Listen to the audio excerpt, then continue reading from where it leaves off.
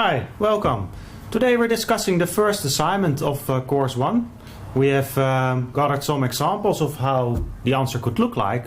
Of course there could be many answers to these questions, that's the whole fun of it. But some answers are more interesting than others, so that's what we're going to discuss. So Agnes, could you give your answer to the first question? You own a business, and the question was, what's your strategy? So your time horizon, your competition, and your market position. So I'm a strategic designer aiming to support innovation in organizations and on individual level. And I do so by redefining decision-making strategies or processes and developing solutions to foster creative leadership and future-oriented thinking. Aha. Yeah, so that's your that's an interesting business. How do you distinguish yourself from your main competitors, and what are they?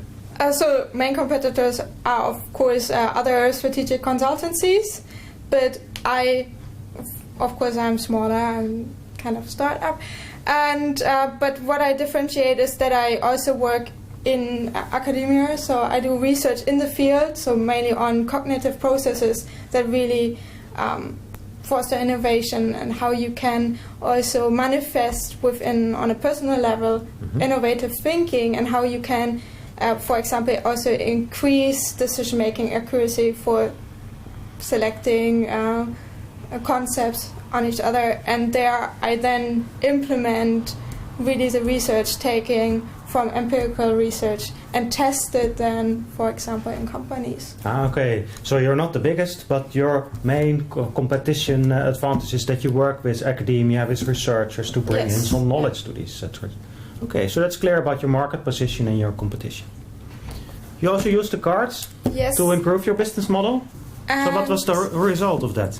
So how I want to improve the business model, I selected 3 cards, which is experience selling, because I think experiences are getting more and more important also in the future. So we see, for example, that when you want to create innovation, that creativity is really important within businesses, but often there are either the structure of companies not correct, or there are also team formations that do not allow, or that at least do not foster to be creative. So how can we change the experiences within the team, and what should they be to actually do so? And then to be able to do so and to find that out, it really needs another card, which is orchestration. So to more identify the capabilities of the companies, and that all kind of works vice versa. And then another card I selected was white labeling, because more and more companies find out that they want to have their own innovation strategies, so that they can also expand it, because the vision and mission is more coming important, so they want to have something own. So by creating white label services, they can also create internal ownership of what has been developed for them and with them. And then you also have a better expandable business model than when you just give workshop yourself, when you teach them how to do it. And so you give them a tangible result that they can brand in their own terms, and that gives them an experience rather than some service. So mostly it's a combination of service and product. For others, there are business model toolkits, or a set of really tools that are tangible, and then you design a process and you teach them how to teach processes. Very interesting. So what I like about this solution is that you make clear which cards you use and how that changes your business model from a more traditional giving advice in towards more a service and offering an experience to the customer. Very nice. Thank you. You're welcome. Stefan, you've also looked at the assignments. You did own your own business. Yes. So could you tell me how did your strategy look like? Well, I used to own a hosting company which offers game services to consumers. What's hosting? Hosting is when you have your internet-related service. So if you want to play a game, you need to go on some specific location on the internet to play it together with friends. Yes. And that is organized by a hosting company to make sure there is that place. Okay. So, and you need to pay for that in order to be that, for there to be that place. Yeah. So, and that, it was aimed at gamers, which means usually young people, and the competition, as is there, it was generally some established parties, big established parties, which are big, have large economies of scale, which means they can profit from offering much and having, that's your competition. That was my large competition, players. and on the other side, new entry players, which were still pretty small, could operate really quick, and did not yet have the ambition to make a lot of profit, so they could keep their prices reasonably low. So on both ends, there were these large parties that had huge economies of scale, that had low prices. So low prices. And on the new startups also had very low pricing because they didn't have the profit aim yet. Yeah. That's a difficult competitive position that you were in. It was very difficult. So we established that we needed to quickly become one of the big parties in order to be able to also have these economies of scale. Unfortunately, we were not able to do that, and as within our deadline we set ourselves, so we decided to sell it. And because there was such huge economies of scale for the big parties, we were able to sell it at a really good price because the big parties wanted to buy as much of market share as possible. Okay.